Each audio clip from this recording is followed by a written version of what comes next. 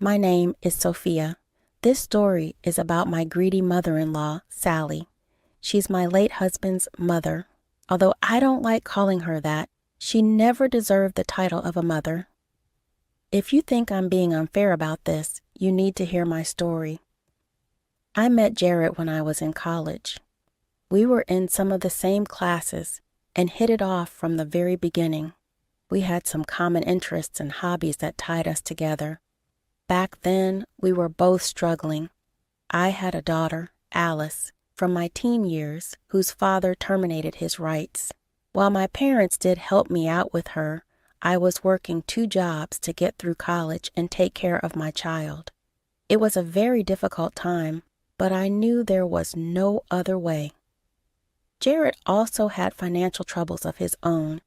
His mother kicked him out of the home when he turned 18. She told him that he is an adult now and should not expect any money from her again. Jared begged his mother to house him at least for a little while.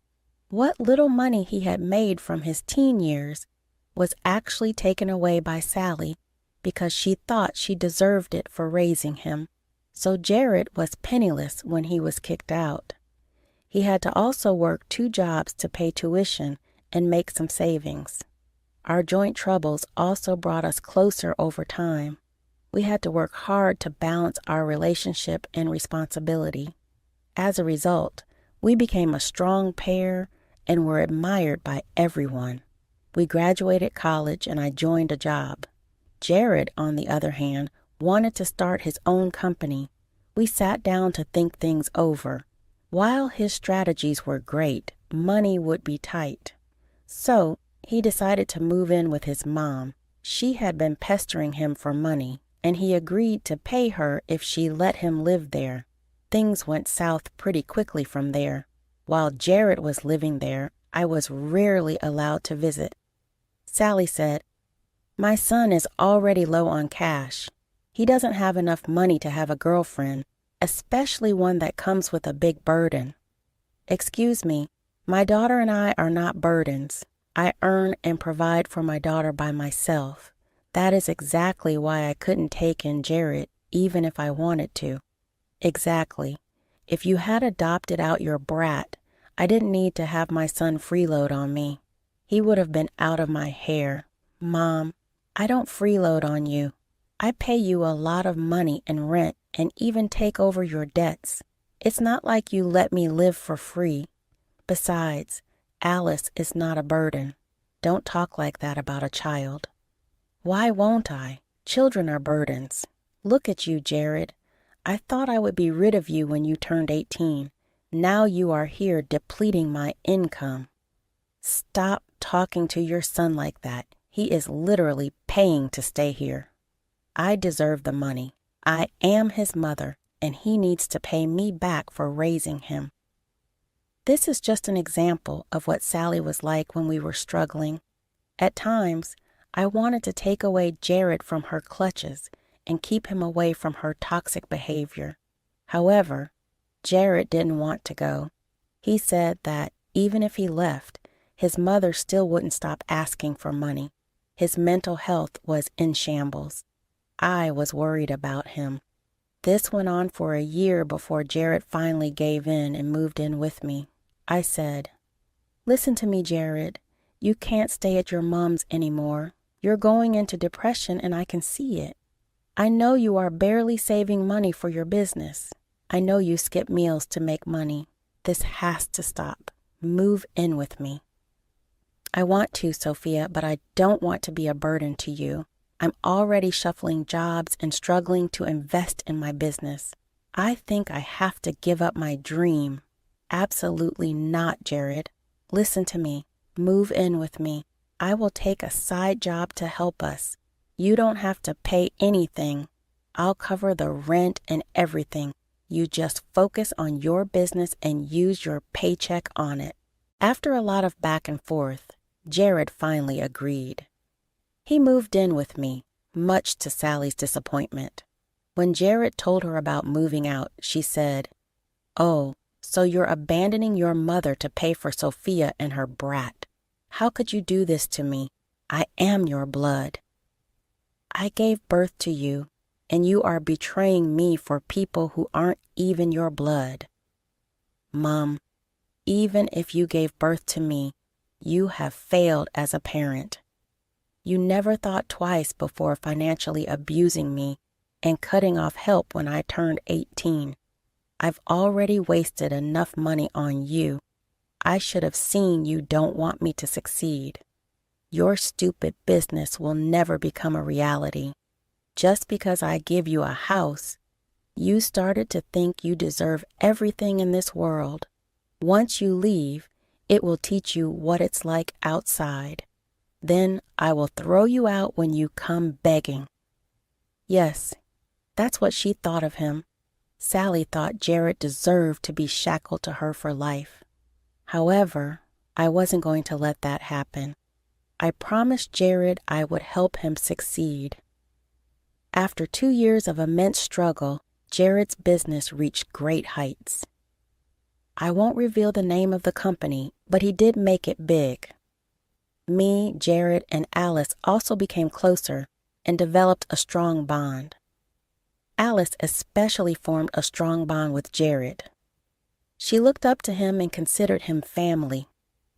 Jared also embraced Alice as his own child. Once we were settled enough with a good nest egg, he proposed to me. He told Alice that he wanted to adopt her.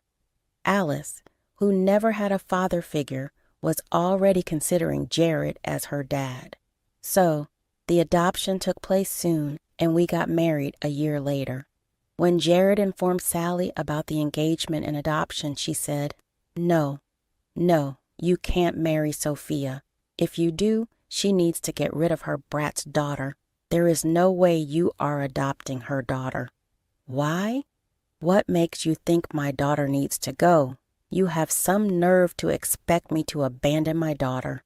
"Mom, I love Alice. She is my daughter at heart. All I want to do is make it legally true as well. There is no way I want her to go away from us. She is not your blood. She is not a child and never will be. You need blood heirs for your company. They are not good enough. You should find someone who doesn't have children." "Mom, you are going too far. This is none of your business. We are only informing you out of courtesy." "Bother, and my opinion is important to you. I know what is best for you. You don't get to have an opinion on who I marry. I'm not going to budge anyway. I am marrying Sophia and adopting Alice. That's final. You will regret this when they end up using you for money. I can't believe Sophia made you raise someone else's child."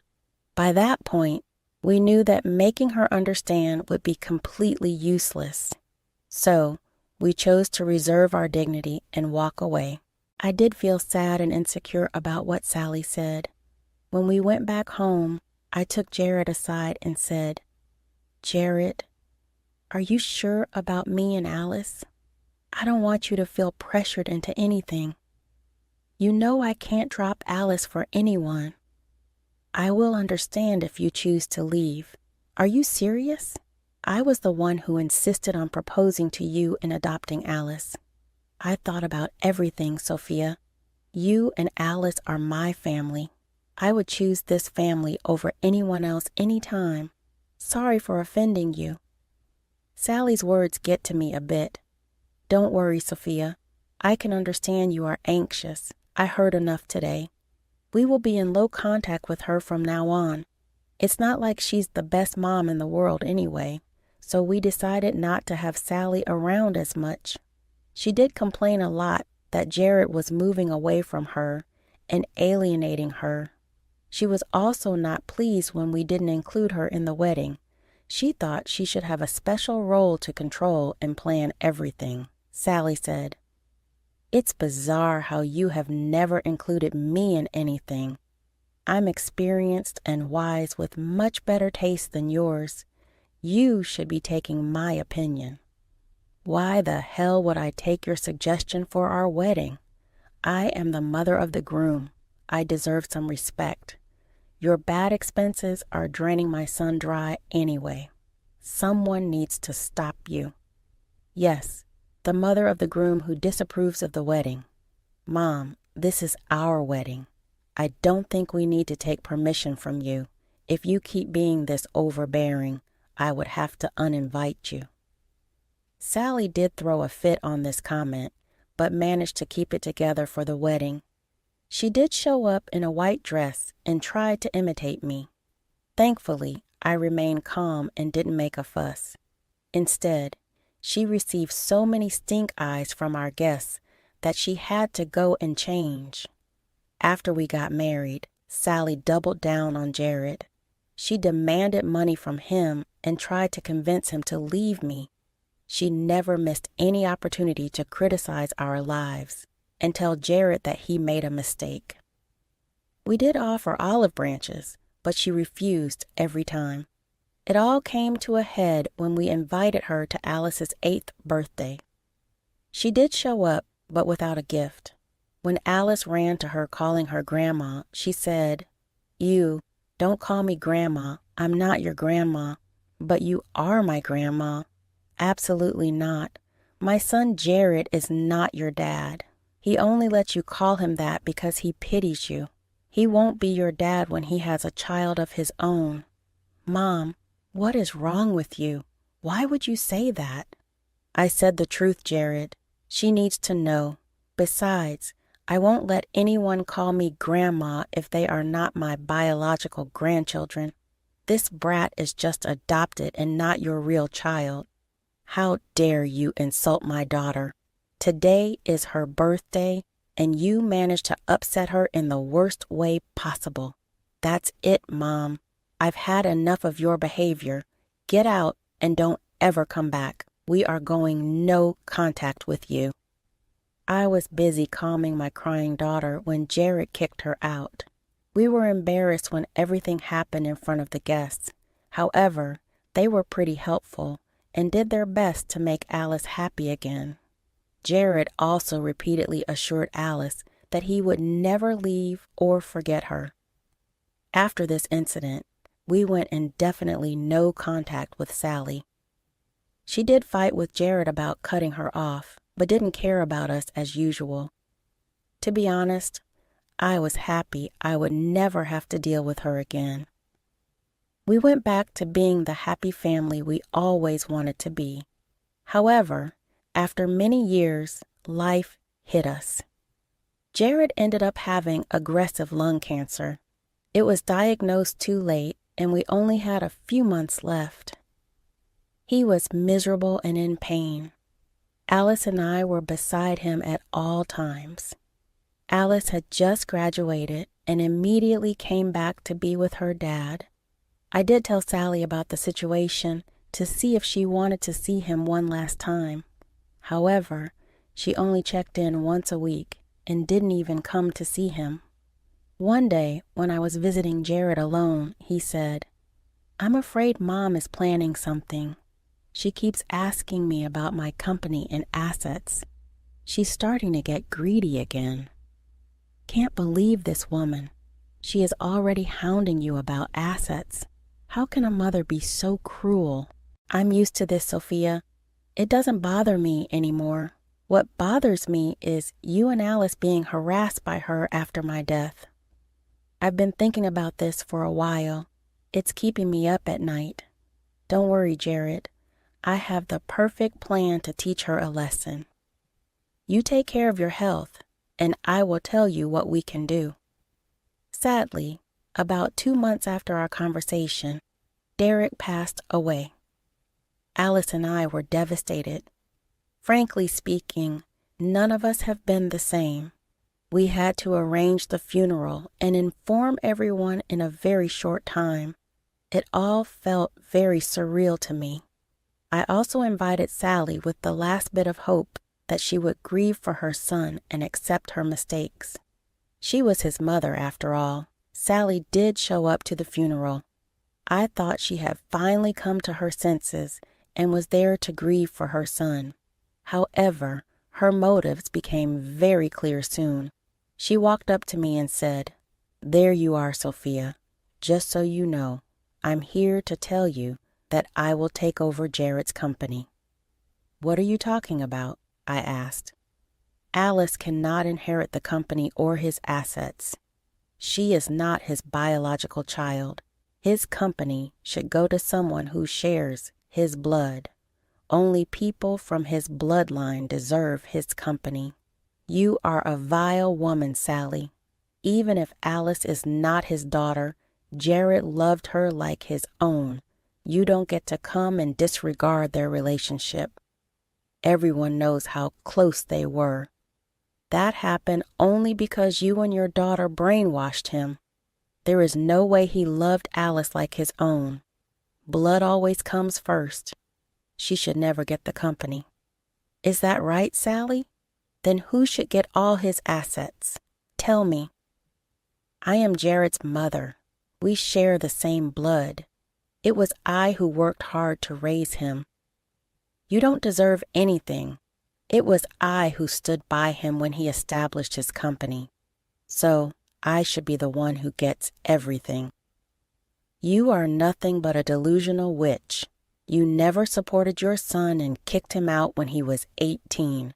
Then you forced him to pay your debts when he was struggling to establish the company. Well, those things don't matter. The truth is that I was there and you were not. So all of this will belong to me. Just wait until the will is read. I can't wait to join as the new CEO." That's when I started to smile a little. My late husband was not even in the grave, and Sally was already dreaming of being a CEO.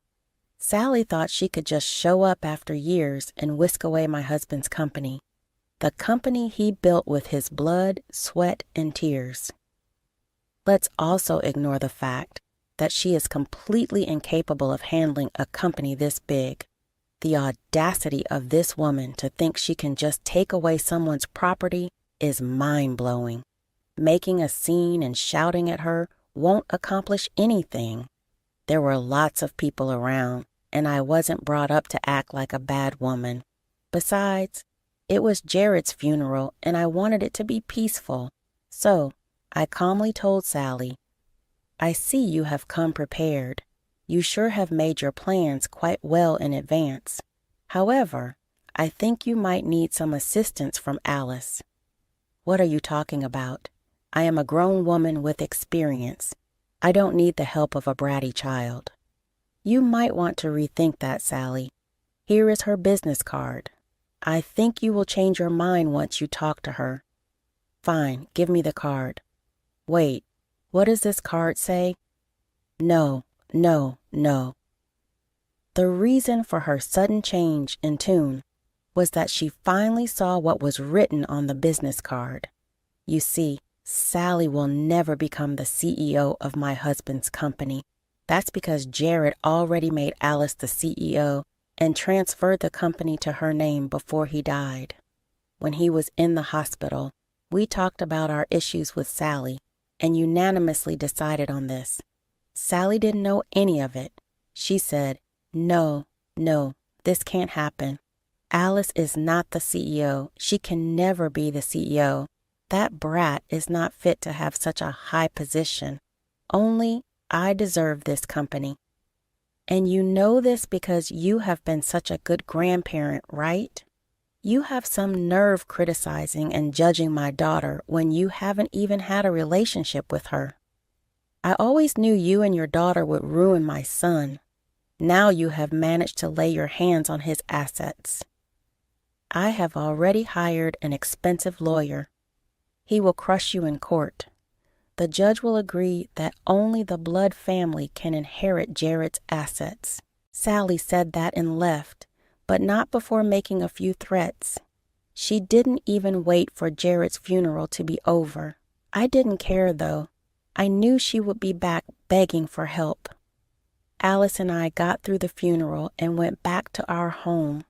Even when my heart was heavy, I was satisfied that I was able to protect Jared's company from his greedy mother. I kept his promise and took care of his legacy. As I predicted, Sally showed up at our house again. Apparently, her lawyer had told her to try and settle things out of court. No lawyer in their right mind would want to fight this out, even if they knew Sally was entitled to nothing. However, Sally was convinced she deserved something, if not all. She said, "I am here so that we can settle things out of court. I don't want to pressure you since you two are still grieving. We can just consult with each other and find a solution." "There is no need to consult anything, Sally. We already have a decision. We are not giving you a cent. You can go through with the courts. Now, you have to think rationally. I'm doing this for your benefit. Let's just discuss things so that all three of us will get something." "There is no need for that. Jared already decided what will be left to whom. If he wanted anything for you, it would have been in the will. He already divided everything when he was alive. I'm sure there has been some mistake. I am his mother and should get some assets. You have some interesting dreams in your head, Sally. I don't know how to make this any clearer. You will not get anything, and neither are you entitled to anything. We'll see you in court if you insist on fighting us." "Look, I already spent a lot of money on a lawyer. I simply can't afford to go to court. I'll go into debt. Please just sign over something so that I can retire and have a comfortable life. I deserve this much for raising your father. You don't deserve anything, Sally. You're just a nasty old lady who wants lots of money. You never even visited Jared when he was withering away in pain. Now you have come begging for help. How can you say that? I am your grandmother. You cannot do this to me. Don't make me laugh, Sally. You always told me an adopted child or stepchild would never be your grandchild. We never had a relationship because of your decision. You are no one to me. Now that you have your answer, I think it's time to leave. Don't ever think about pestering us again. Next time, we will call the police and press charges for harassment." Alice and I then kicked Sally out of the house. We didn't care where she went or who helped her. She needed to understand that her tantrums wouldn't get her anywhere. The extended family refused to help her out as well.